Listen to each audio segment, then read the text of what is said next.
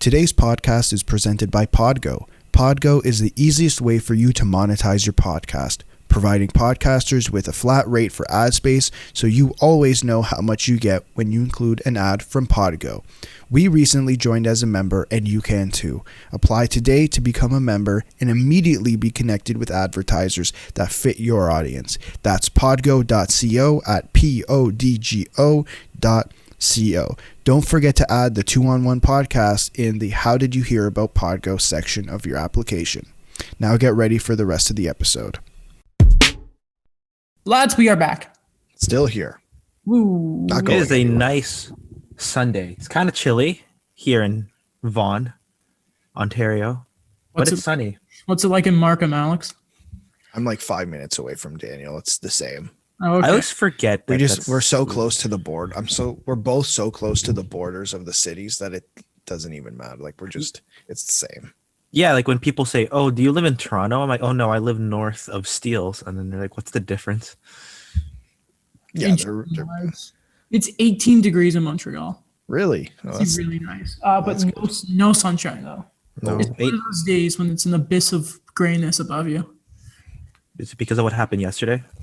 Probably. I was gonna say that, but I didn't want it to upset Adam. Oh, We've been recording for like 50 seconds. We'll talk about the Habs eventually. We'll get there. But guys, it's slow. It's been slow around the league. We're just waiting inches and inches to get to the playoffs. Most teams are around 10-ish games, unless you're the Canucks, who I think their playoff odds are up to 19%. I think I saw Dom Lucian's tweet. I kind of hate stuff like that where it's like their percent. Like, what's the point of giving percentage when it's basically just you can then look at games in hand? Like, it just feels kind of silly to me that it almost feels like sometimes that model is irrelevant. Well, the thing is, they also have to win those games in hand. Yeah. But we can do the same thing. It's like, okay, I got know. them. It's like the missing percentage. Like there's the 19% chance of making, but then there is the other percentage of them not making it. Yeah, the 81% chance. I had to do that. Yes. That took me a while to do. They in my want to head. be hopeful.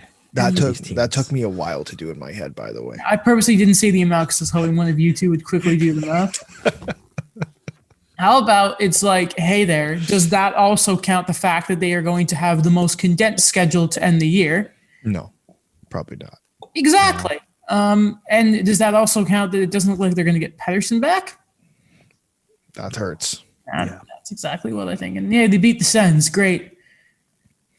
Which is weird, like, because who beats the Sens? I know. None of the top teams. No, it's insane. The Sens, I hate the Sens. I'm with burning, excuse me. With burning passion, I hate the Senators. You know what, though, guys? We do have some stuff to talk about.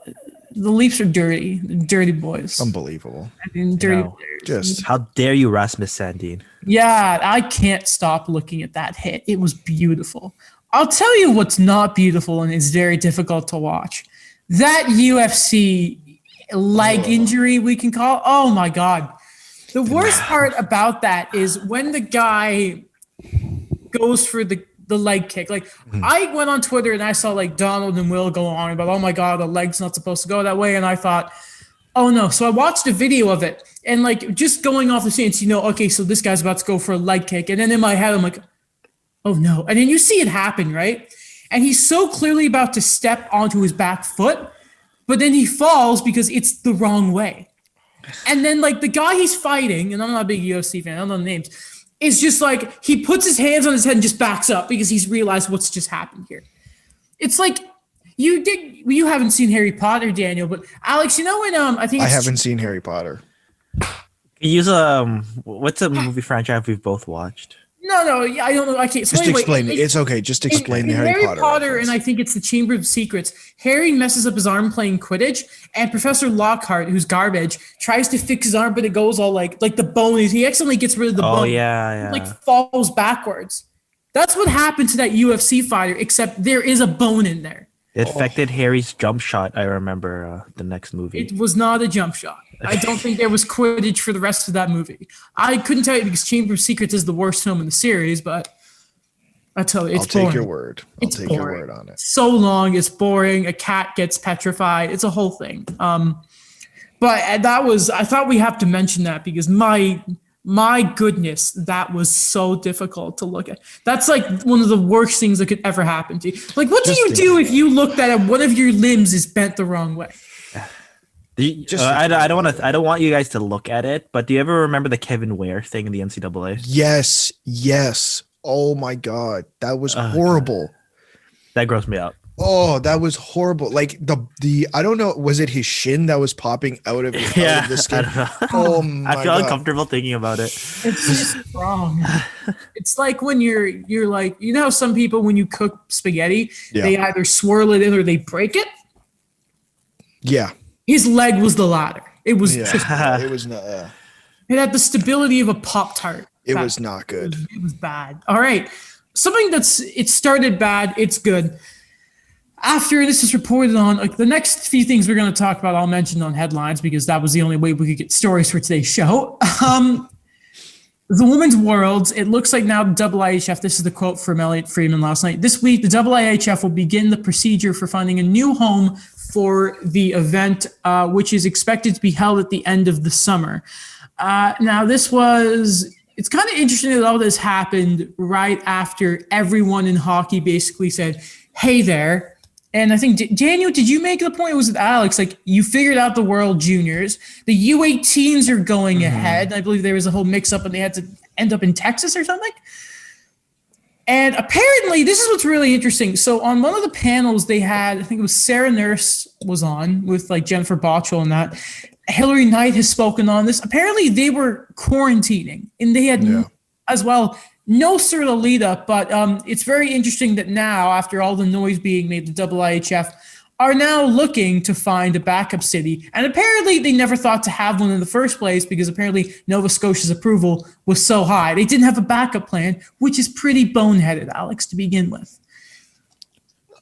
Yeah, it is pretty yeah, it is boneheaded, but it just seems like such a hockey thing that there's no backup plan. Maybe because we follow the NHL so much and it just seems like plans are all over the place. And I actually want to ask you guys a question about that because someone tweeted something about it last night. Yeah, I'm glad that they're looking for a backup city because I think there's a lot of smart people involved in this tournament. There's a lot of smart people in the IIHF. There's a lot of smart people in Hockey Canada or whoever's running this tournament.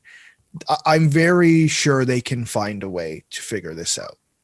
I'm very sure they can figure this out. But like, I think they said it was Ottawa, correct? That was the city they were looking at.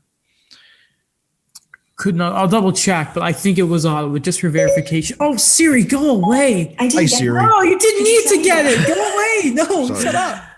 Oh, even mine turned on my phone. I said, hi, Siri. Wow. And it turned on. Oh my God. Just a mess.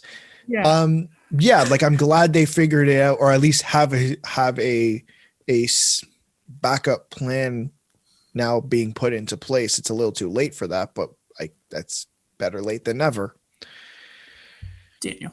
Yeah, for me, what I kind of felt is why was the standard kind of so unnecessarily high for this in a way, not like in terms of like the regulations where it's like, oh, this one thing popped up, we can't do this. But I think that's unfair because that's been the theme the whole year where you have to get around the pandemic. You have to kind of get around the fact that these things are going to happen and that you're not going to always have these ideal situations where you could just go to an arena and play. And I think the second thing too is that I think they should have found a way around this because what we've talked about before is that there's so much interest for women's hockey this year. I think that's been the main theme, that there is a market, there is a fan base that wanted to see this, that it's not like, you know, you're shortchanging anybody with this. Like, it's still the quality hockey that you want to see.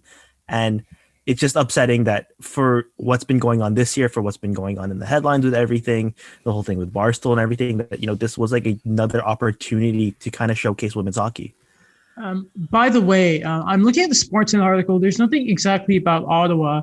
But just to be clear about the U18s for the men's, I just want to read this little bit here. The Men's World Championship is scheduled to open in less than a month in Riga, Latvia. January's Women's Under-18 Hockey Championship in Sweden was canceled, But the men's under 18 tournament was moved from Michigan to Texas and is scheduled to be played next week. So let's see the double standard there. I'm just baffled by this entire thing. And I think it broke while we were recording last show. So I didn't actually get the time to think about it. But just thinking about it now, how do you not have a backup plan? Like you as a you're the double IHF. You don't have didn't care about it. Yeah. It's just it's just they have baffling. The resources. Yeah. It's kind of baffling, how you don't have a backup plan for anything, especially now of all times, especially during COVID, where, looking at what the Maritimes have done in terms of trying to limit COVID, that one outbreak could have potentially shut down the entire tournament. You don't have a backup plan is just kind of bizarre to me. Mm-hmm. Next, ladies and gentlemen. Also on headlines, there was talk about what the schedule is going to look like next year and even some playoff implications with that. I have it up in front of me. I will read it to you quickly. So option 1, 32 games will be home and homes with the opposing conference. So, that's like, if we're in the East, that's like San Jose, obviously. 3 games with other divisions in the conference. So let's say that's the Atlantic and Metro. That would be the Leafs or the Habs playing 3 games against the likes of the Washington Capitals. Then there would be the remaining 26 games, and all of this equates back up to 82, unfortunately. The other 26 games would be 4 versus 5 teams or 3 versus other 2 members of the division. So obviously that'd be, the 4 games, Leafs and Habs and all that sort of stuff. And what's interesting about option 1 is I don't think anyone really cares about the amount of games you're playing against certain teams as long as you're playing against them all. We all know that normally it's 1 road game in a given season versus the Californian teams. We all know that. What's interesting about this is it would likely be a conference playoffs. So the way I basically take that is in option 2 has the divisions, and we'll talk about that one in a second, that would hopefully mean a 1-8 playoff, which is, I think, everything we all want. Mm-hmm. Yeah. It'd be kind of weird thinking about that something like that would come back. Yeah, maybe because it makes sense. It's logical, and the NHL just is the opposite of that and love doing everything the most difficult way possible. I think it's because they tried to separate. I remember the whole division leaders thing that I remember when Carolina was either 1 point out of the playoffs or they were in 3rd place. I remember that. I'm pretty sure that right now the Rangers are going to miss the playoffs. And I think they have, let me just get the standings up here because this is something very interesting. So the Montreal Canadiens right now are sitting 4th in the North with 49 points. If we look at the East Division, the Rangers have 54 and are 5th. Also, something kind of embarrassing, the Habs have the same amount of points as the Philadelphia Flyers. Just a cool little thing with that. So, and we've seen this, everyone has been complaining about, the second round matchups, the Penguins and the Caps. Now, you guys know me. I've always been the thing of, shut up. You have to be good teams in order to win. But I wonder if owners are actually would be okay with this from the side of, besides the competitiveness, is if you're a team that is first place, you obviously want to face the weaker teams, better chance of moving on, and AKA more playoff revenue, which would be even better for the 1-8, Alex. Wait, say that again. I'm so confused at how this is different than the regular schedule, the regular 82 game schedule. Well, the big it's difference. not, right? It's just the playoffs. Yeah. Yeah. I mean, I'm very fine with going back to 1-8. Because I think it just worked, man. I think what the NHL tried to do, and I don't think they really did it. I don't know. I can't think of any playoff matchups that created rivalries except maybe the one for a couple for Vegas. But they tried to create rivalries through this wild card 1-3 magic, and it just didn't work. Boston and Toronto met how many times, and Toronto lost all 3 times. But let's be honest, it was a one-sided rivalry. Boston could not care less. I'm thinking the only real rivalry that's really come out of all like the division format, because like obviously LA and Chicago, like that was born from conference finals. Same with like the Ducks in there. Right. Even today with like the Caps and Tampa Bay, that's been in the conference finals. I do like the only one I can think of, and it was a blown call that led to it, is San Jose and Vegas. Yeah. With that Pavelski Game 7 stuff, which is, by the way, one of the best like 10 minutes of hockey you'll ever watch. And we're probably not going to see that. that matchup this year, for a while. The Sharks are bad. They are very much bad. So option 2 is kind of interesting because, first of all, it goes back to the division playoffs. So that's top 3 with the 2 wild cards. It sucks. We all hate it. We all really, really hate it. Because remember, like the Pacific was like the weakest thing, and somehow the best 3 teams. It was bad. They didn't deserve it. So home and home with the other 3 divisions completely. So that's 48 games, and then there would be 4 games each against your division. That's 28 total games. That's more against your division, probably more important games, because those are the guys you're chasing, more what we call the 4-point games. The division playoffs are yes of that, and 6 games left over for special scheduling. Special scheduling. That I like. So, okay, what the hell does that mean, Alex? Well, if these guys in the NHL scheduling department are smart, each Canadian team plays the other Canadian teams. There's 7 Canadian teams, right? You take one out, and they play each other. Right? So there's 6 games that leaves each team to play each other Canadian team in extra time. Mm-hmm. I think there's clearly a love for Canadian teams playing each other. I think people want to see your team playing other teams. Like, yeah, I want to see Toronto play Tampa. I want to see Toronto play Colorado. But to have those 6 games and 6 games left where you can say, hey, we'll throw in an extra Canadian team in your schedule. I don't like the division playoffs. I'm not entirely sure why we have to keep the division playoffs in this scenario and why we can't have the conference parity. But I do like that special scheduling, because you want to create a rivalry. That's how you do it. I would also, as opposed to, no offense, I'm not as in love with, I don't know. I maybe it's just because I haven't seen any other teams play against Montreal. I'm getting a little sick of the Canadian teams. And there's not been enough hatred like we were promised. You could also do it like, no offense, but I would rather have a few more games against the Bruins, even if it's the Bruins, than I would against like the Sens. Like you could, and that could add to the rivalry stuff here. See, like, I like how you kind of put it there, Alex. There's potential for the NHL to do something fun. I just kind of wish that was included with the conference playoff stuff.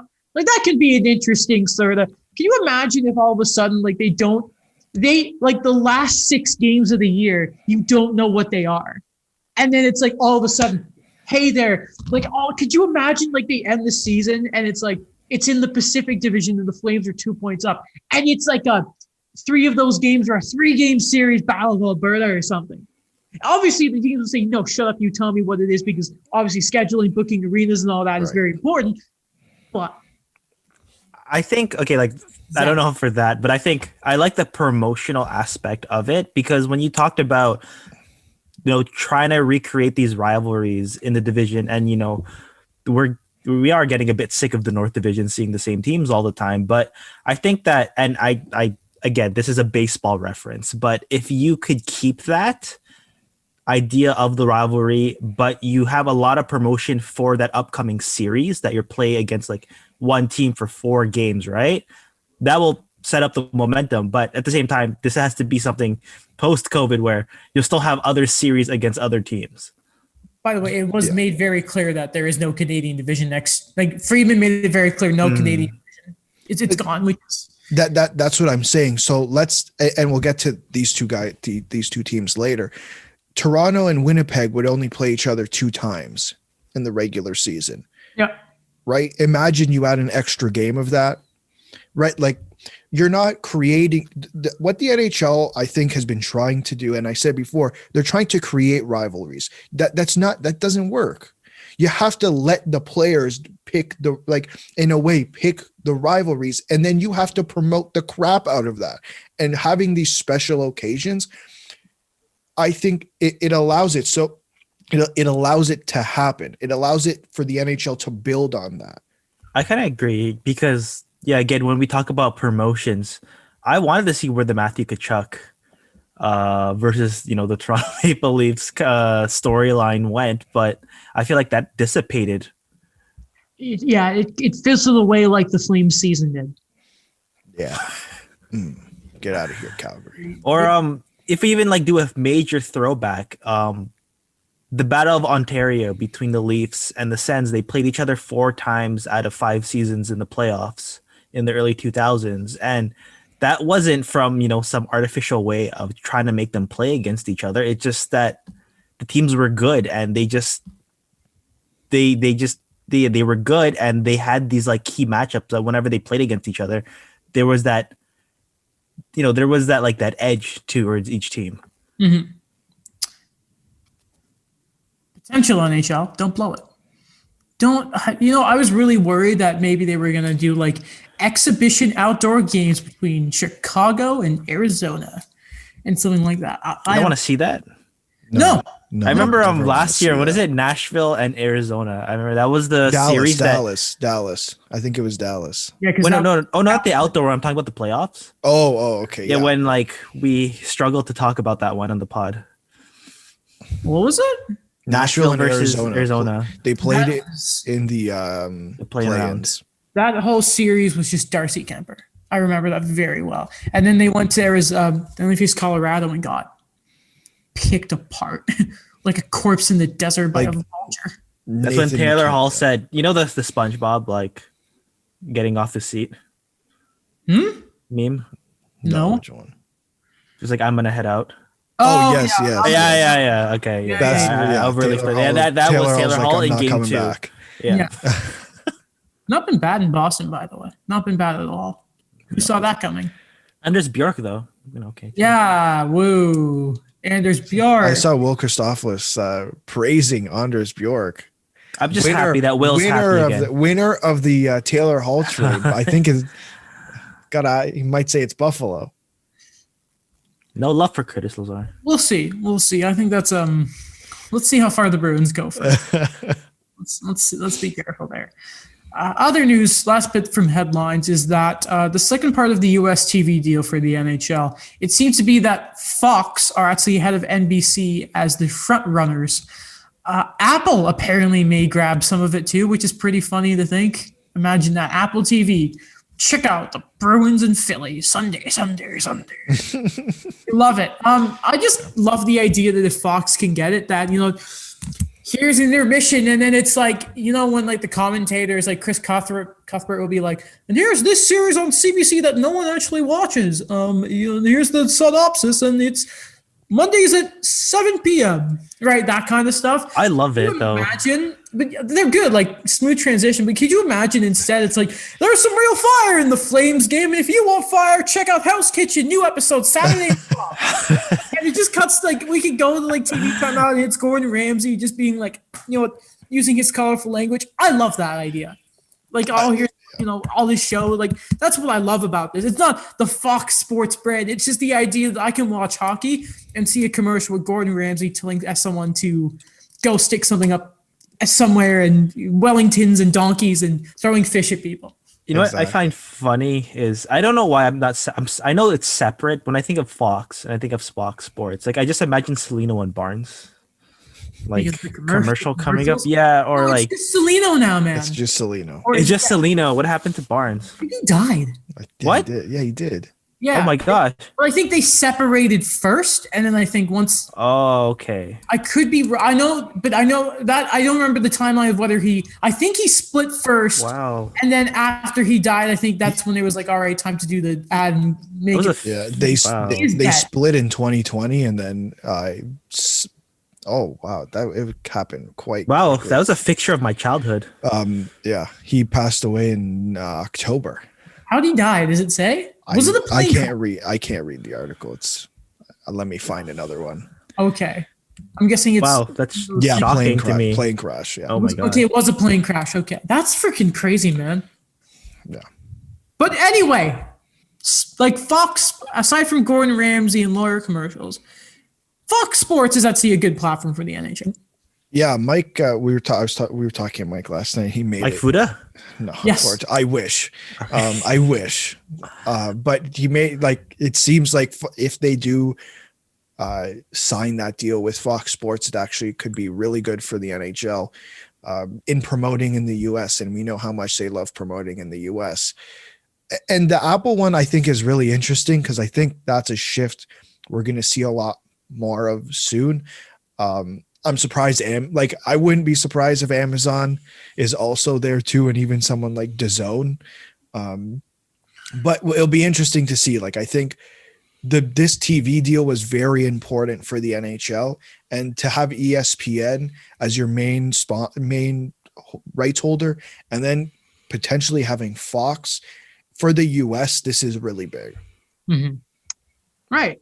I'm just happy. More revenue for the NHL and just, more money, more money, more attention in those US markets because they need it. They really do need it. Yeah. Anyway, that's good. I'm happy. Gordon Ramsay, Daryl Sutter, Celino. just Celino. That's the recipe. It's kind of like is the Powerpuff Girls is like sugar, spice, everything nice. Mm-hmm. Ramsay, Sutter, TV, explosions. Even though there's not much personality with Daryl Sutter anyway. Wait, Gordon Ramsay, like, okay, I don't know why. Maybe I'm just thinking because he's a celebrity kind of thing, but like I could see like Vegas Golden Knights game. He went to I think he's that's what I'm thinking of. I'm like at intermissions, like, say, Gordon, what are you cooking? For these 5 lucky fans. 20 minutes before the puck drops again. He's making gourmet hot dogs. He's like arena ones, complete crap. He starts yelling at the fans when they ask to help. Like the volunteers that won this contest that make a pass. I don't know where he's mad because he loses. It's like, make a pass. I get more distance on the throw when I get served an undercooked salmon. I don't know. I don't know what we're doing here. So, question. Okay, go on. Who's making the playoffs, Dallas or Nashville? Nashville. Really?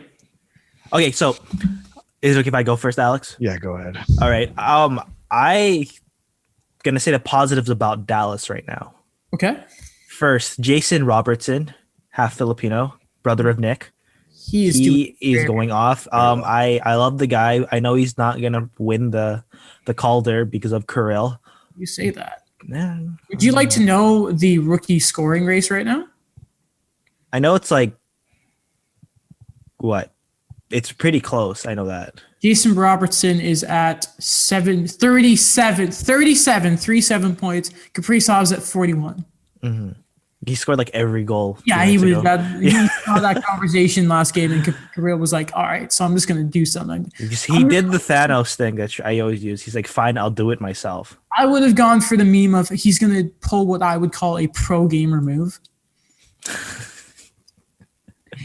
But again, like I think what Dallas has been able to do, despite all of the lost players, all of the injuries that have been going on, the inconsistency. Like, did you see that Detroit game last night? That's crazy. Yeah. 51 saves for Jonathan Bernier, but the Stars win in OT. Yeah. Like, even at full strength, I know they made it to the finals, but I just didn't see them as a team that could kind of do that again, especially because they didn't really do any moves in the offseason to kind of address where I thought there were a lot of cleavages, especially in their depth. They really relied on guys to kind of step up who shouldn't have really stepped up, like Joel Kivarenta, Corey Perry, like those examples. That's when they got the big goals. And I think for Nashville, it's just they've been able to keep everything together. And they just have that mentality where it's like we were on the verge of being sold off, all of us. But they kept it together, and they're making this run. That's actually a really good point. That they were almost sold off. There's something like their survival mentality. There should be in survival mode. Every single one of them. Their play to survive came in.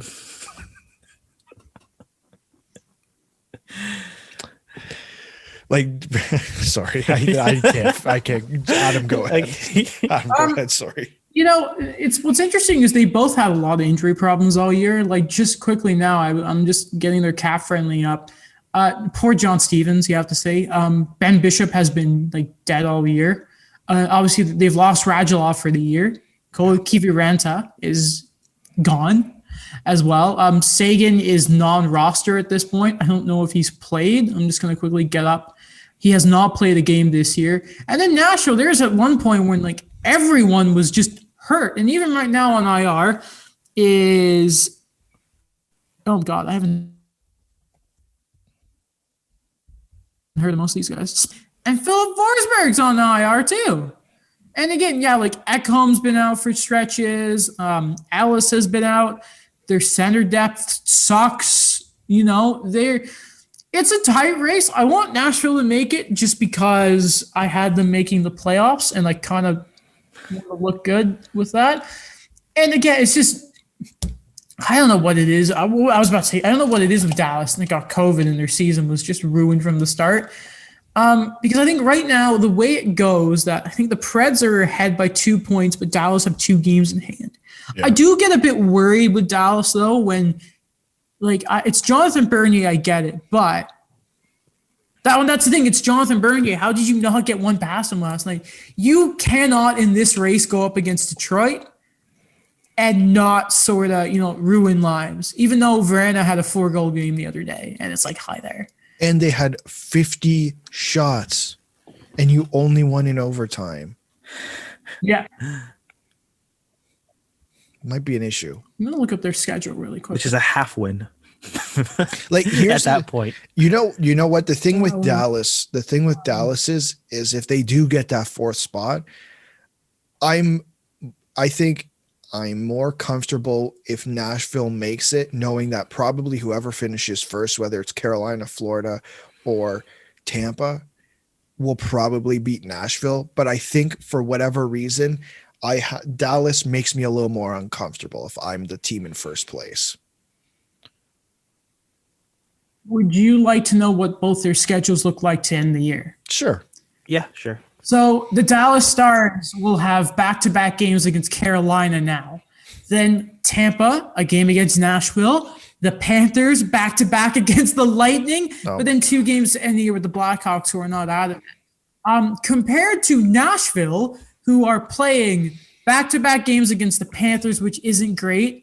But then by the way, Spencer Knight first win. That was awesome. The game against the Predators, back-to-back games versus the Blue Jackets, but then back-to-back games versus Carolina. You do imagine, by the way, for those last 2 games, you wonder if Carolina starts resting guys because they're so far ahead. But it looks towards the end because of those Blue Jacket games that Nashville are going to have a bit of easier end to the season.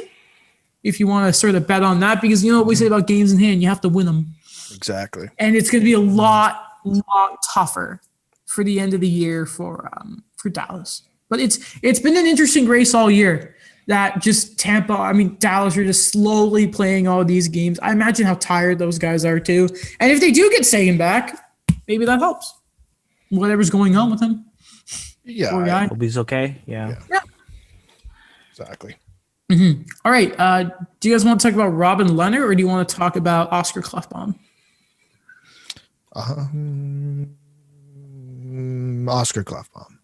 We'll call. Yeah. Okay. Oscar Klefbom. Okay. Oilers defenseman. Me? Yeah. No, I was gonna ask like an exterior person to call in and give us the decision. Okay. That's gonna take too long. I'm gonna call Mike and see if he answers. I would not put down speakerphone. So you know what? I'm just gonna call my mom and see what she says. Perfect. Okay. Yeah, that's a lot better. Mike is probably he's gonna be annoying. He'll start texting in the show for our group chat. That's It'll be a whole thing. Let me put do not disturb on in the meantime. Yeah, that's a good point. Great audio. She's not picking up. This could okay. tank the whole. This could tank the whole show. This is The whole skit. This is the worst thing that could have happened. It's still ringing. Oh no! No, she's just. If not it goes to gonna pick up. voicemail, everything's done. Oh no! Oh, it's okay. We tried. Okay, Okay, Clef Bomb it is. Clef Bomb. Okay, cool. So for those of you who kind of forgot, because I did too, Clef Bomb's been gone all year for the Oilers. Probably been their best defenseman for a while now. And boy, I think we look a lot differently at the Oilers right now if they got Clef Bomb, that defensive core. Wouldn't look that bad. He spoke to the media the other day. I think it was the 24th or the 23rd he talked about. And I've got an article here from Oilers Nation. No guarantee Edmonton Oilers defenseman Oscar Klefbom can resume his NHL career. This is a quote from Klefbom. Quote, "It's tough to say," said Klefbom, who added he was very happy to be in Edmonton and around the team. "My doctor says I might be able to play again, but there's always going to be risk. We're going to see where I am at when the rehab time is coming to an end and it's time to make a decision. We're going to follow up many, many times." He's optimistic, but he can't really guarantee anything. The surgery itself, Klefbom said, was a fairly significant surgery without delving into the details of it. And then there's a little quote that I want to mention here. "When it comes to quality of life, every guy in here, that's priority number one. You want to have a good life after hockey as well," said Klefbom. "Most of us have been playing with pain for a long time. But when it affects your private life, you can't really put your clothes on or lift anything. That's when it comes to a point where I wanted to have the surgery done." And let's not forget, he's been putting this surgery off. Yeah. That is and hockey players are never open. Unless you're Robin Leonard, who we'll get to. I guess the question is asked here, like, is Klefbom done in hockey? Because it sounds like he'll probably try and come back, but like not being able to put a shirt on, like that's the state his shoulder was in. It does not sound good, and it's so unfortunate that it got to the point that it did, that he kept putting it off.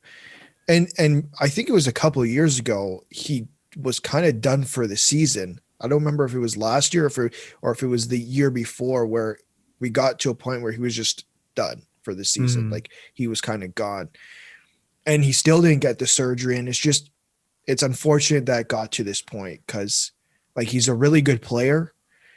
And there, like, I don't think there's anyone to blame. It's just this is the point that we're at. There's no point in looking back, and we have to remember that these guys are still like human beings, and like this is what they want to do. So of course they're upset that of course I bet he's devastated that there is even a slim chance he might not ever play hockey again. Mm-hmm. Yeah. It's unfortunate, because I think, I don't know, like it's unfortunate, but at the same time, it is a realization of what he's gone through with his body in the game and what he's kind of looking for in terms of the future, which does totally make sense. I know that it's hard to think, because he's a guy that should be in the prime of his career. And the unfortunate aspect of it is that I consider this guy to be a core member of the Oilers, that he was someone that when everyone talked and criticized about their defense, they're like, but they have Oscar Klefbom.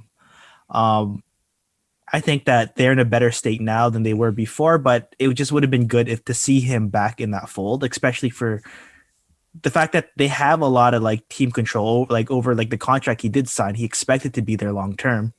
And I think the second thing is, it's the realization now too, because when we always talk about, toughing it out, the toughness of the game, all these aspects of it, I like that there's more openness to how these injuries affect players, because when I look back on the other ones who are the ones that they still feel the effects of what's gone on in their career. And I think about Chris Pronger, where he still has concussion problems. He still has peripheral vision problems from all of the injuries he's had. I know that it was a high stick for Miguel Grabovski, but it was just something that exacerbated the the state he was of his health before he decided to retire. So I think for Kleppom to kind of reassess this, understand that there is life beyond hockey, where I think that's been a big theme this year, is that when we could separate their personal lives and the game that we always just see on TV in a more condensed, narrow view of what it is and like what their lives are, like, we're in a way we're only with them this part of their life for the practices and the games. So I like that he was very open about this, and he understands that, again, there is life beyond hockey. I feel you can't help but feel bad for him for a few reasons. That that's the point his shoulder was in rehab. Like, I don't know if I've never had that kind of injury to a shoulder, but not being able to put a shirt on or anything like that. Now imagine you're cooking, you can't pick up a saucepan or something like that, right? And not to mention the other side of again, he's a hockey player. That's his life. That's his job. And that the also thing of seeing the Oilers in the playoff spot, and like he's probably thinking to himself, man, I could hope so much right now. They could need me going into this series versus Winnipeg. I mean, I feel so bad for him. And again, he's and you said it there, Dan. He's been one of the constants around the Oilers. And at a time when it looks like Edmonton are kind of being rewarded finally, or more like McDavid than that, Kleppom should be there too. And unfortunately, he's not. Yeah. Right. Oh, God. It's so sad. Something else that's actually really, really rough is this Robin Lehner stuff. So he talked to Jesse Granger in The Athletic. I have the article up here, again, by Jesse Granger. Lehner, who has been vaccinated, said the league promised more relaxed protocols if a team has at least 85% of its players vaccinated. However, after the required timeline passed for those who got the vaccine, some reluctantly, the goalie added, no changes have been made according to Lehner. NHL Deputy Commissioner Bill Daly told The Athletic via email that no such promises were made. This is a quote from Robin Lehner. Being lied to about things changing, the kind of force us to take the vaccine is unacceptable, Lehner said. And now that we've taken the vaccine, to say, we aren't changing anything because of competitive advantage is outrageous. A champion of mental health awareness after dealing with bipolar disorder for much of his life, Lehner cited mental health as his chief concern as players continue to operate under the NHL's current COVID-19 protocols. He went as far as comparing the current state of things to being trapped in a prison. Side note, Lehner apparently did apologize for making that reference. And there's something else. It's not in this exact article, but I believe somewhere Lehner talked about how there was this 20, 30 minute sort of broad video sent to the players and teams about the thinking of COVID and everything that could happen, and the precautions they need to take. But in that, there was about a 30-second bit with a hotline about mental health. And it is something I think we at trade deadline, we always forget about the fact that what it means to a player. And again, Harmon Dial, I think, has an amazing article in The Athletic about players going through trades. Now, at the same time, let's remember that since January now, players have, even at home, they're not allowed to go out. I don't think they can actually go to the grocery store themselves. And apparently family members are very much encouraged to do as little as possible. They can go to the arena and that. They can't even play cards on the plane with their teammates. I am so with Robin Lehner on this, and I think it's very easy to say, and I don't think Bill Daly is lying. No, he's lying. Let's be honest here. When the league didn't say anything. But let's be honest, the league definitely said this to them, but there was no actual documented. There was no legit paper promise made to the players. Yeah, I don't think Bill Daly was necessarily lying, but I do think the fact that they sent them the NBA protocol, which is true, clearly, that's where it's mind-boggling to me. Where you sent it to the players for what reason? What reason did you send that to the players? Because we knew, if If you knew that you weren't going to change anything, why would you send it to the players? Mm-hmm. It doesn't make sense. That doesn't make sense to me. Yeah, there's a bit of inconsistencies here where they don't really kind of have a good grasp of what they want to accomplish with, a set number of, okay, these are the protocols, these are the rules. This is what's going to be the inter dialogue between like within your team, and this is how things are going to be approached. Because honestly, like even with Leonard's comments, like I'm with him in the fact that I don't understand either any of these, that if there's a set defined rules of this is how we're gonna approach things, because again, like it's something that I want more clarity on. Mm-hmm. No, but like, and the NBA thing, Leonard tweeted the NBA example out and said, "Oh, I guess I'm making things up." Like, it's just mental health is just such a sensitive thing. You know what I mean? Yeah. And it's just another example of the league. Just like the NHL is boneheaded, right? But then there's just this clear lack of just humanity with them for this kind of stuff. Yeah. And it's seriously like it pisses me off with them. It always does with them because they never seem to actually be in touch. And I get like the whole Bettman lawyer thing, but you honestly just want to like grab him by the scuff of his collar and slap him up and say, dude, like, do you not realize what you're doing to people here? Like, imagine like people are getting the COVID fatigue in Ontario right now, but like, you can go for a walk. You can go to a grocery store. The NHL players can't do that. Like, we gave the Capitals a lot of crap earlier in the year. Like when I think it was like Kuznetsov, Ovechkin, and that had went into their own hotel room and they got suspended for it, or playing cards. Basically suspended, put on the COVID list. But they were playing cards in their own hotel room, and like I know Ovechkin's wife said something about like antibodies, and was like, I don't know about that, but. I mean, like, even this things of, like, you're not allowed to, like, have dinner with your teammates in the hotel rooms. Like, you have to go to your separate one. I mean, at some point, and again, remember Rick Bowness got pulled out of the game because there was a false negative, but, like, most of Dallas had already been mostly vaccinated. Like, there is legit no reason why you can't adjust things. And the fact there is a reason, though. Why? Because... they're not wrong. The competitive advantage thing. If I'm the PA and the guys in the US are allowed to do whatever the hell they want, while I'm stuck up in Canada, confined to my home, I would be very surprised if the PA stood pat. And I know it's a bogus thing. I know it's a crazy thing, and the circumstances are completely different.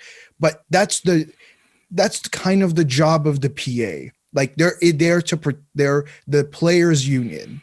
Mm-hmm. I'm not trying to argue it's right or wrong, but I just think the NHL has to have some sense of idea that if they start changing rules for the guys in the US, the guys in here are going to be pissed. Do you know what? I want to say something right now, but I can't because we can't swear. But man, like whatever. You just went through a PR battle over the summer in the fall and the winter. That's my thinking. I'm not saying I agree with it. I'm just playing devil's advocate. What, the CBA thing? The CBA thing, and not being able to set a schedule properly while every other league managed to, with the exception of the MLB, every other league managed to put a schedule together and a full season together, and the NHL and the NHLPA were battling over escrow. You think regular that's completely different from this though. No, it's not. If the NHLPA and NHL go head and head again, it's going to be a PR nightmare for the NHL again. But see, the problem with the whole like COVID stuff and the separation between the US and the Canadian teams, that's on the entire Ontario government right now. Like Doug Ford went backwards on so many of his policies within like I think a couple days. Like people will understand that like like that is not the scheduling was completely on the NHL and the PA itself. Right. COVID and that is like, no, that is the fault of the nations in which they live in, right? But who's the PA going to blame? What do you mean? They're going to blame the league for changing the rules for the guys in the US. Well, unfortunately, that's one of those things of like, that's crap. Like, there's nothing. Again, that's Yeah, no. The PA aren't going to be like, fine, this is listen. It's gonna be like, I don't know. We don't know, right? It's so bullcrap. Like this, there's just there are a lot of people to blame here. Of course. Like, I want bad more for details. Canadian teams, but like they should not be holding back the American team. And then in the same I feel like we do this every week. Like Doug Ford is just so screwed up here in Ontario. Well, they're in Ontario. Yeah, like, Adam, where are you? Yeah, I'll be. Who's there. your premier there? Francois Legault. I think is how you say it. How's he doing? It's fun. And I mean, it could be worse. I mean, I can get a haircut. I can, which I don't think people in Toronto itself have been able to do since All of Ontario. Alex, just give yourself a haircut. Oh, yeah. That's what I've been doing. But like, like there was a time in like certain places you could, but like for the 2 weeks. Toronto area itself has been locked up since like November. Mm-hmm. Yeah. And the playground thing and like trying to give cops more power than the law, and the cops obviously we're going to do it. Because Remember when that was a thing? Oh my gosh. And not to mention, it's like, yeah, you know what you should do after everything? And around the date of the George Floyd verdict, you know what we should do? Give police more power. Oh man, COVID's getting so annoying. And do you know what? Again, I feel like a moment for us to acknowledge, I feel terrible for the players. I don't think any of us can truly get what they're going through. And like, I'm so sick of COVID. I'm so sick of it. I love hockey. I feel for Robin Lehner. The league clearly messed with the players here too. I will say, like, I'm not surprised by this either. No. Because it's the NHL and they never follow through with something unless it is like, even if something's in the CBA, they still try and go back on it. Terrible league. Terrible league for so many reasons. There's a way to handle this. They could be better. They could be better. But we believe in them. There's a proper way to handle this. And all they had to do was say, well, we're going to talk to Robin Lehner. We're going to figure out where the miscommunication was. The fact that they didn't do that is very concerning. This is the same. Sorry, finish. No, the fact that they didn't do it publicly. I don't know what they did privately. Maybe they did do that privately, but the fact that this came out and they didn't say, we are going to talk to Robin Lehner to figure out where this miscommunication went wrong. Suspicious. This is the league that has made like no effort to support a women's league. This the same league that can't work with the Hockey Diversity Alliance. There is a trail of breadcrumbs with the NHL to show how incompetent they are about. They are a terrible league at the end of the day. They really are. They don't know how to handle player safety. They don't know how to figure out their officiating. They are. Anyway, we're switching to basketball. Yeah, you know what Steph Curry has that LeBron doesn't? Respect for the game. Oh, I said it. LeBron James could not tie Steph Curry shoes. I DM'd. How would he tie his shoes? Because he can't. And KD hurts himself when he goes to do it because he's middle class. But I messaged Donald. I DM'd him last night. I told him like LeBron doesn't have the respect for the game, and he laughed because my basketball takes are just so. Still don't remember what the triple double is. You're not gonna watch the new Space Jam? What? You're not gonna watch the new Space Jam? Anyways. What? I'm excited. Am I gonna watch it? No, I don't like movies. You know that. So when you tell me that Jurassic Park is better than X amount of movies, yeah, I don't have to trust it then. Yeah, you do. Exactly. Why? Because you don't like movies. Because you don't like movies. Why would I ask someone who doesn't like movies? So I don't like the Minnesota Wild, but I can appreciate what they are as a league. I can say I respect your opinion. their comings and goings. I can just because you're not a fan of something doesn't mean that you're not allowed to critique it. If we didn't like something, well, if we weren't allowed to talk about things that we didn't love, well, guess what? Each of us are only talking about one or two hockey teams. That's not a good argument, right? But there. that's not a good argument because I don't like movies, but I've seen a lot of movies. Do not try to sit here and belittle the masterpiece that is Jurassic Park. I will not have it.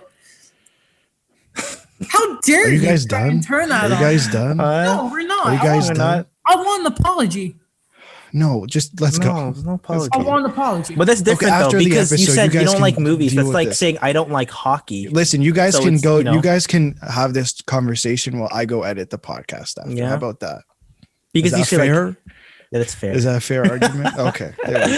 This is actually this is a crime against humanity. Okay, let's go. That's going too far. Yeah. This is worse than breaking your shin against another person's leg. I guarantee you it's not. This is the worst thing that's ever happened with this podcast.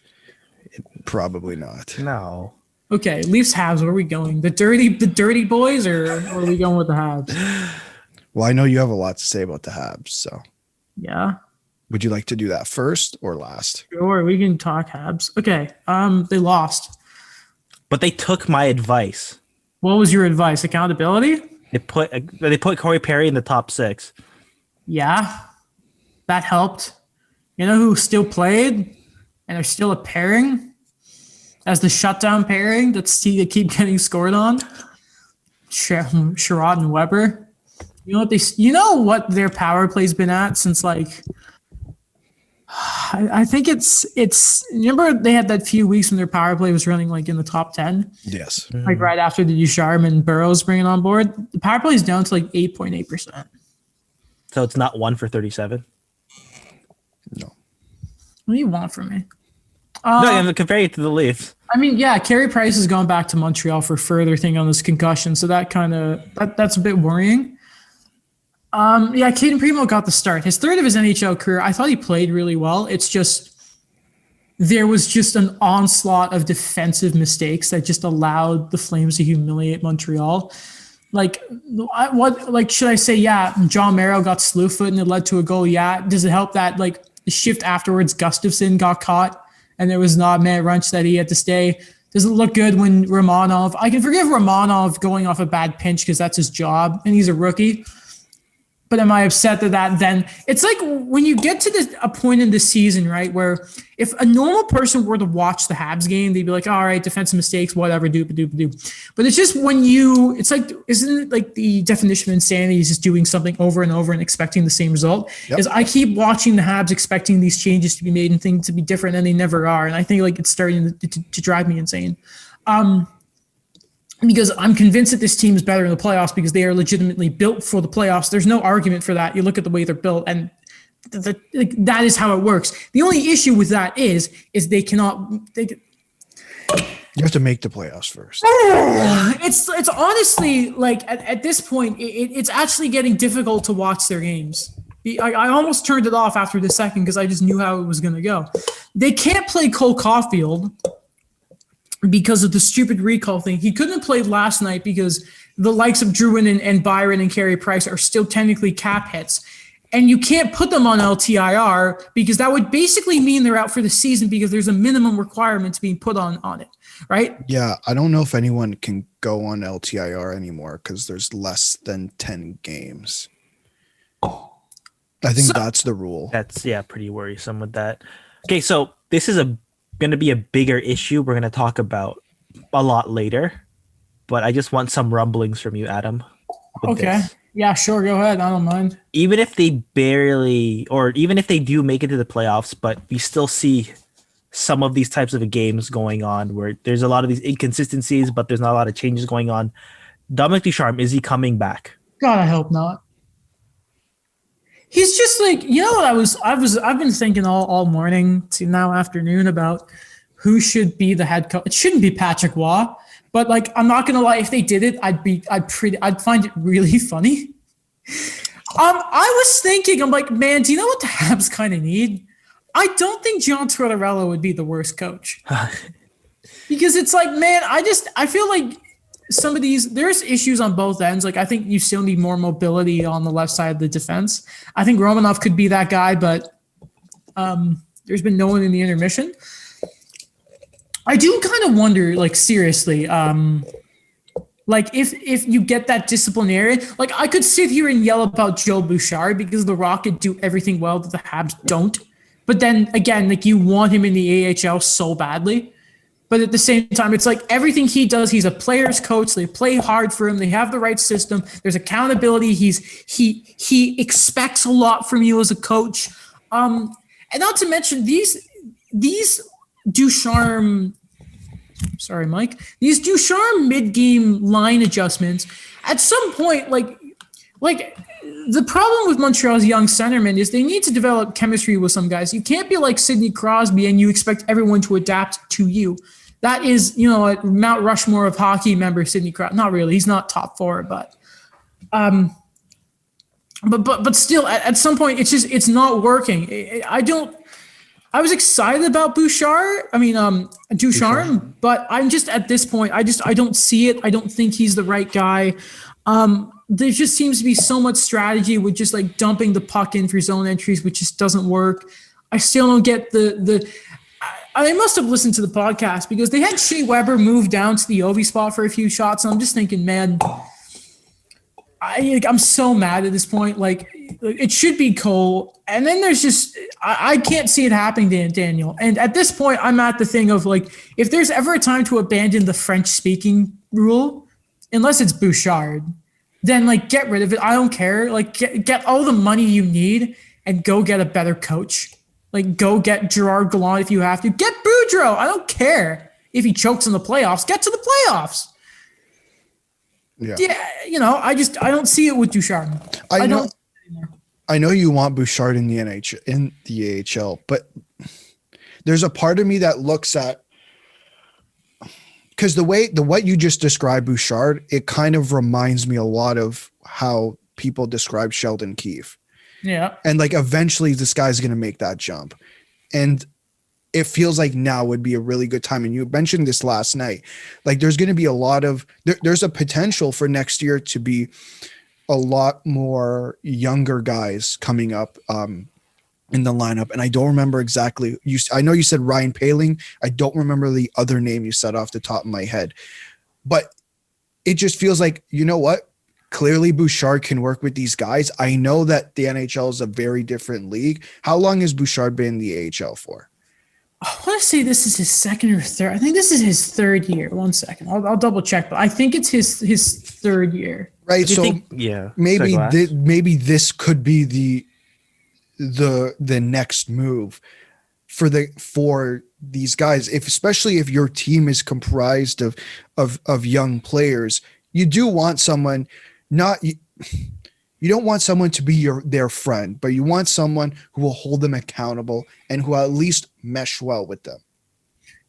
You know what? Like, even like you look at Rod Brindamore is a demanding guy, but it is the level of, I think the age of just pure, and it's making me think back of going like maybe not Tortorella, is you need those coaches that can be the mix of motivators and that like I don't see. Like Cam Hillis got his first pro goal in the Rocket win the other day. And Joel Bouchard and Jake, the same thing happened with Jake Evans when he was in Laval and he was going through a stretch when he wasn't scoring. And when in this game where Evans finally gets his first of the year, and the other day when Cam Hillis got his, the first guy to like give him a hug when he got back to the bench was Joel Bouchard. I think you need nowadays, yes, again, the accountability, but you need that approachable motivator, especially with like the move to the young guys. So yeah, this is his third year. And I will mention that this year with the Laval Rocket, they're leading the Canadian division. Their second place is 28 points with the Manitoba Moose. Laval are at 46. They're 22-5-1. God. Right. So, I think this way, like, they're leading the AHL. What happens if another team takes Bouchard? I will. Because I think of like, I know it's good. Like we could see the results now when we look back on it, but at the time, and I'm gonna use a Toronto example. When the Marlies had Dallas Eakins, and they're like, he should be the next guy, and then the Leafs go out and get Randy Carlyle. Yeah. Can that be like another situation, or even I know that it was bound to happen anyways because the Leafs have an abundance of coaches, but like DJ Smith. But I think it could also work the other way around, right? That the exact same thing happened with Sheldon Keefe. He wasn't offered an NHL contract, but his contract was up, and they gave him they obviously didn't give him the high end of an NHL deal, but he was the highest paid coach in the AHL when he signed that new deal. But the stipulation was if Mike Babcock was fired, he was next. There was no Bruce Boudreau. There was no bringing someone else in. It was Sheldon Keefe. Everyone knew that. Mm. If they lost Joel Bouchard, I don't want to think about that. Again, I'm not over that they lost Julian Brisebois. Like, I will never get over that. Like, it haunts me in my nightmares. If they let Bouchard, like how Vegas lost Rocky Thompson, I think he's in San Jose now. Yes, I think assistant coach. Like, if they go, listen, Bouchard has always been. He doesn't bull crap. Like, he's a very interesting quote. You could tell how enthusiastic he was to come into this role. And when they asked him about Ducharme being hired, he was very things like, I know my role here, but that only lasts for so long. Especially like if he leads Laval on a deep run in the AHL. And by the way, they're such a fun team to watch. It's incredible. And also speaks to how quickly he's turned the AHL around. If he makes them on a deep run and they win a Calder Cup, or just, they make some, because they haven't been in the AHL playoffs for a while. I don't know how you don't turn around and at least look at him as a serious contender. Because I know a lot of people hate the French thing, and I'm starting to get sick of it. But at the same time, it's like Jeff Molson has been so thingy about, like, he has to have a French coach. And Bouchard is there. And yeah, maybe at some point, because, AHL guys, like, when they come up, they love their young players. And maybe it's the perfect time. And the other guys are like Jesse Alonen and like Raphael Harvey-Pinard are two young guys. Pinard's not a fancy name, but he's kind of like that Gallagher, Yanni Gourde type that he's going to get to the AHL just by how hard he works. I love Raphael Harvey-Pinard. Yeah, and again, you've already started seeing with guys like Primo and that are coming up. Jake Evans. I seriously, the last thing I want is for them to lose him. I really hope at this point, like if they miss the playoffs, I don't see how, by the way, like at this point, the frustration is at the point. I don't know if Bergevin can come back next year. Yeah, I was going to ask you that. They're going to clean house and management. I know he's on the last year, right? Next year will be his last year of his current contract. If they don't make the playoffs, with the moves that he made, I don't know how you bring him back. See, what's really frustrating is like the moves he made on this offseason have been like he still, what's so frustrating, I still think his offseason was better than any other NHLers because like if you look at the MVP for Montreal this year, it's been Perry, Allen, Anderson, and Toffoli. Right. Like they have been lights out. Which is so annoying because it just feels like it's kind of weird to say that Bergevin sort of missed his mark by like 2 years here. You know what I mean? There is no way